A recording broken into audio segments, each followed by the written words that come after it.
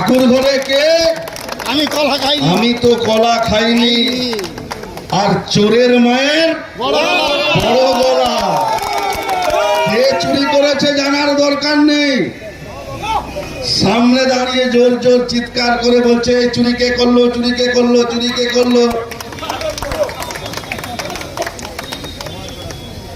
আবার পরে আপনাদের সামনে আসব, বিভিন্ন রাজনৈতিক কর্মসূচি হবে। আমরা পরাজয় থেকে শিক্ষা নিয়েছি, আমরা নতুন করে আবার পথ চলব। চিন্তার কোনো কারণ নেই যে তৃণমূল কংগ্রেস হেরে গেছে লোকসভা নির্বাচনে মানে আমরা আপনাদের পাশে থাকবো না, এটা ভাবার কোনো কারণ নেই। আমরা আগেও যেভাবে আপনাদের পাশে ছিলাম